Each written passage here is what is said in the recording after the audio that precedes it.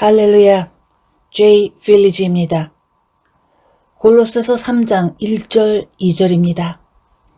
그러므로 너희가 그리스도와 함께 다시 살리심을 받았으면 위의 것을 찾으라. 거기는 그리스도께서 하나님 우편에 앉아 계시느니라. 위의 것을 생각하고 땅의 것을 생각하지 말라. 아멘. 어느덧 2020년 늦은 가을입니다.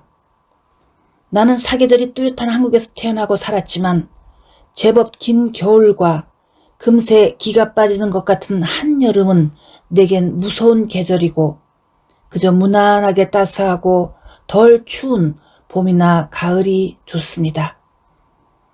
그래서 간혹 한국을 방문하는 외국 친구들에게도 한여름이나 매우 추운 겨울은 별로 추천을 하지 않습니다. 이제 얼마 있으면 2021년 새해가 됩니다.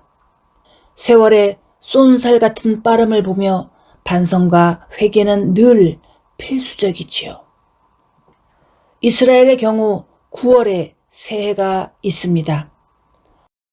물론 이스라엘도 다른 모든 지구인들처럼 같은 태양력을 사용하기도 하지만 또한 자신들의 고유한 캘린더를 사용하면서 하나님께서 명령하신 절기들을 성실하게 지키고 있습니다.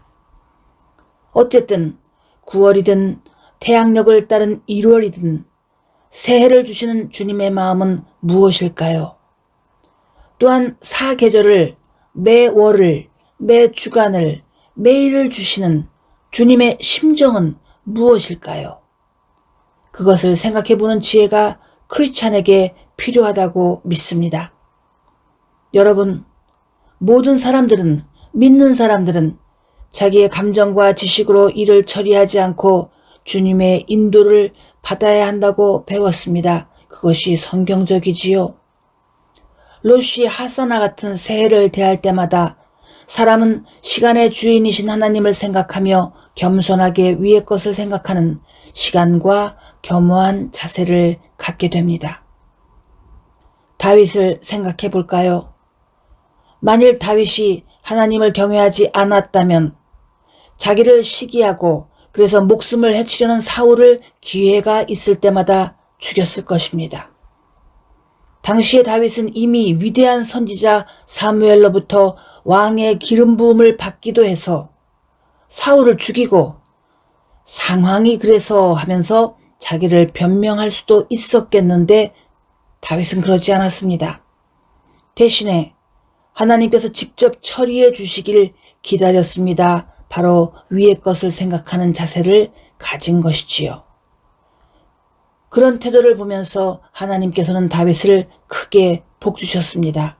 그렇습니다. 자기가 스스로 억지로 판을 짜려고 하지 않고 기도하면서 기다리면 주님께서 영권도 그 밖에 필요한 것들도 다 주시는 줄 믿으시기 바랍니다. 마가복음 4장 26절에서 29절을 봅니다. 우리 예수님께서 무슨 말씀을 하셨습니다. 또 이르시되 하나님의 나라는 사람이 씨를 땅에 뿌림과 같으니 그가 밤낮 자고 깨고 하는 중에 씨가 나서 자라되 어떻게 그리 되는지를 알지 못하느니라. 땅이 스스로 열매를 맺되 처음에는 싹이요 다음에는 이삭이요 그 다음에는 이삭에 충실한 곡식이라. 열매가 익으면 곧 낫을 대나니 이는 추수때가 이르렀음이라. 아멘. 여러분, 예를 들어 어떤 사람들은 본인이 선택한 게 아닌데 태어나 보니 부잣집입니다. 그래서 사람들은 저 사람은 금수저, 은수저를 물고 태어났다 그렇게 말을 하지요. 그런데 나는 어떤 사람이 자기 자신에 대해 말하기를 자기는 아예 수저가 없는 노 스푼으로 태어났었다고 말하는 것을 보았습니다. 그렇습니다. 사람의 삶이 다 다릅니다. 그래도 누가 노 스푼을 좋아하겠습니까? 그러나 사람이 주님을 경외하고 말씀에 순종하면 목동이었던 다윗을 왕으로 삼으셨듯이 노 스푼도 골드 스푼으로 승진시켜 주실 수 있습니다. 중요한 것은 어떠한 마음과 자세로 주님을 계속 따르는가입니다. 아시겠지요? 특히나 5절의 말씀을 들어보시기 바랍니다. 그러므로 땅에 있는 지체를 죽이라. 곧 음란과 부정과 사욕과 악한 정욕과 탐심이니 탐심은 우상 숭배니라. 아멘. 경기도의 어느 지역을 가보니 소위 말하는 러브 호텔, 모텔이 많았습니다. 그것을 보니 바로 이 5절의 땅에 있는 지체, earthly nature, 음란, 부정, 사욕, 악한 정욕, 탐심이 다 모여있는 장소라는 것을 알 수 있었습니다. 나는 교회를 다니면서도 자기 배우자 외에 남자친구, 여자친구를 만나 깊은 죄악에 빠진 이들에 대해서 듣곤 합니다.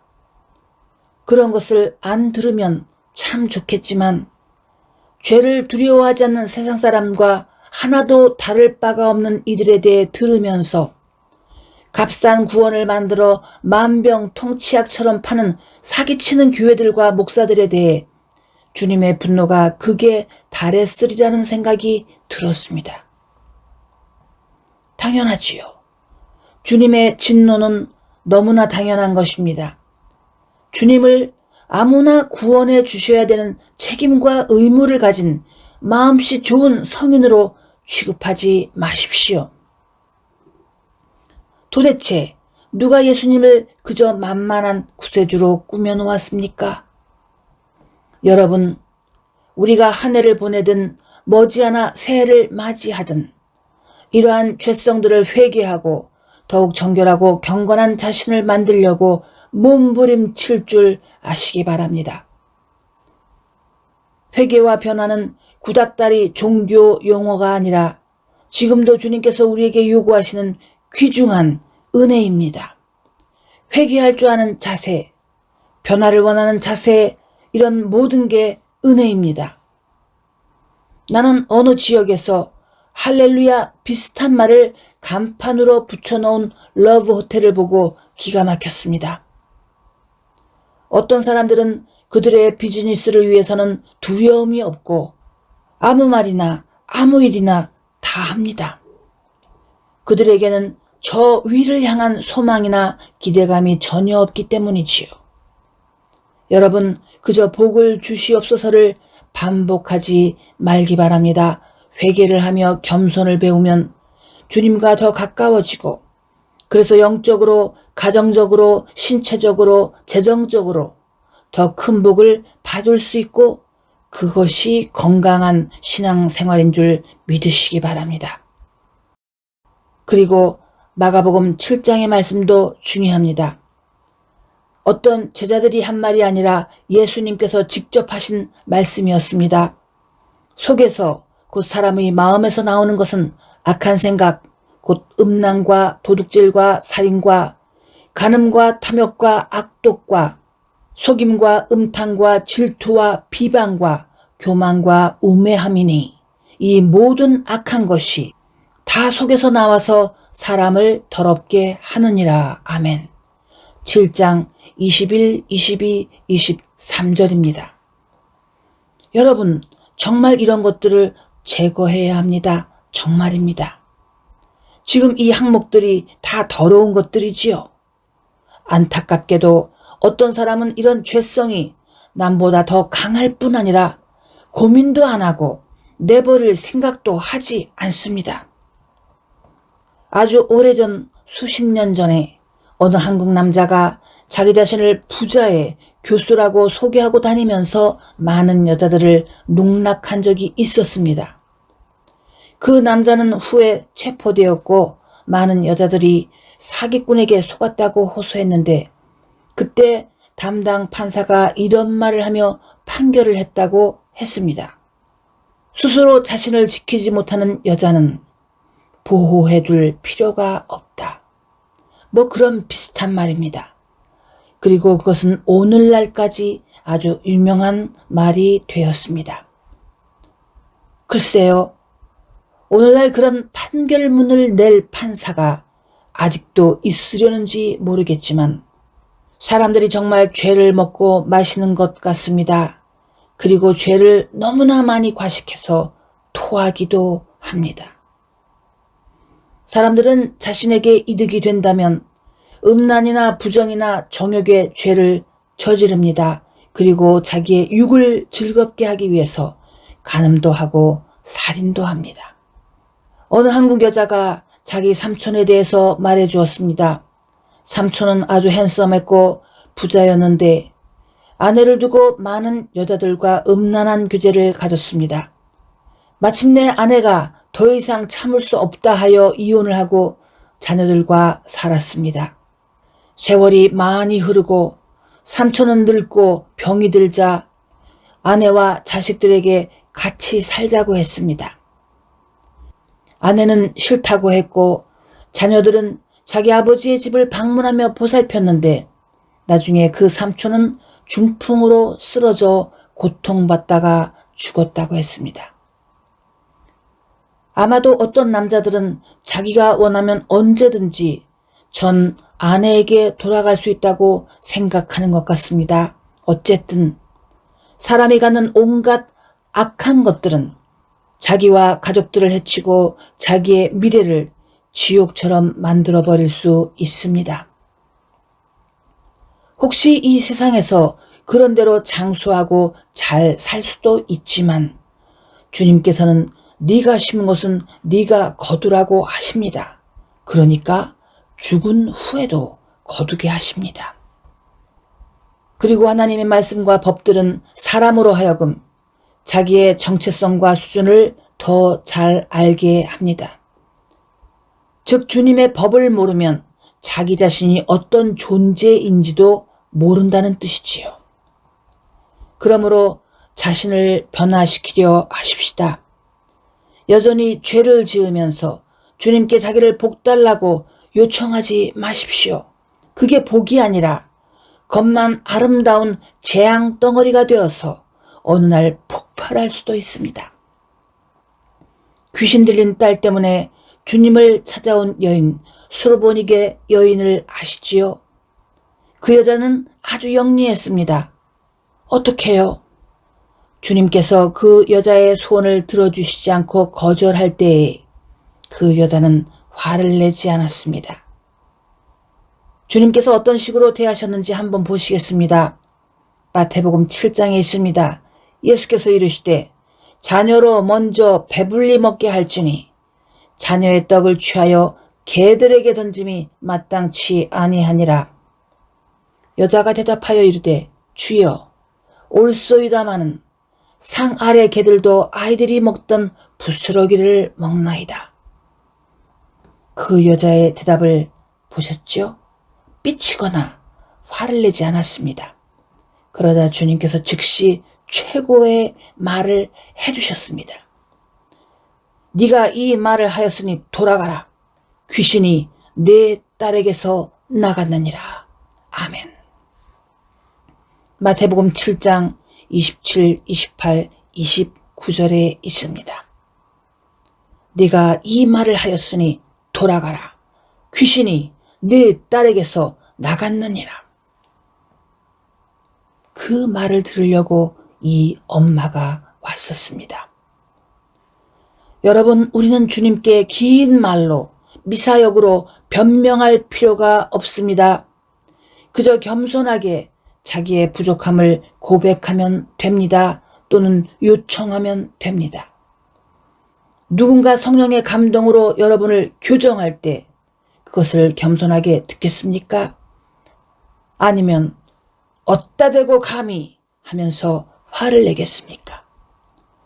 나는 사람들에게 조언을 하는 게 얼마나 힘든 건지 잘 압니다. 사람들은 자신을 크리스찬이라고 하지만 주님의 말씀이 담긴 조언을 받아들이고 싶어 하지 않습니다. 그저 달콤한 꿀을 줘야 웃습니다. 여러분, TV에서 전문가들이 개를 교정하고 가르치는 것을 보았지요. 개들도 가르치면 변화를 받는데 어떻게 크리스찬이 고집을 피우고 그렇게 완악합니까? 여러분은 개나 고양이, 짐승들이 죽은 후에 천국이나 지옥에 가지 않는 것을 아시나요? 적어도 짐승들은 지옥에 가지는 않습니다. 그런데 어떻게 사람이, 더구나 크리스찬이 지옥에 간단 말입니까? 왜 그런 일이 생기지요? 회개와 변화를 거부하기 때문입니다. 이제 우리가 사용하는 캘린더로 곧 새해가 옵니다. 새해를 대할 때마다 사람들은 대체로 겸손해지고 자신을 조금이라도 돌아볼 수 있는 자세를 가지려고 합니다. 그렇습니다. 새해는 주님의 선물입니다. 그 새해에 주님으로부터 금수저나 은수저를 받을 수도 있고 수저를 잃을 수도 있습니다. 가장 중요한 것은 우리의 태도입니다. 우리의 자세입니다. 받을 준비가 되어 있는지요. 수저가 없는 것, 그것은 나쁜 것이지만 수저가 없는 것, 노 스푼은 사실 두려울 게 없습니다. 주님께 어느 날 금스푼, 은스푼을 받으면 되는 것 아닙니까? 그러면 무엇이 정말 두려운 것일까요? 영생을 잃는 것입니다. 구원과 영생을 얻은 줄 알았는데 그게 다 착각이었다라는 상황을 알게 되는 것입니다. 오, no thank you. 정말 그런 일이 우리에게 생기지 않도록 우리 자신을 쳐가면서 정신을 차리십시다. 기도하겠습니다. 하나님 아버지, 다시 한번 위의 것을 생각하고 땅의 것을 버리는 각오를 할 필요가 있습니다. 주여, 모든 나날들은 소중한 선물입니다. 이 선물을 어떻게 잘 관리해서 아름다운 결실을 맺을 것인가? 우리 각자에게 달렸습니다. 우리에게 이미 힘을 주시고 능력을 주셨으니 잘 관리해서 큰 추수를 하겠습니다. 예수님의 이름으로 기도드립니다. 아멘. God bless you.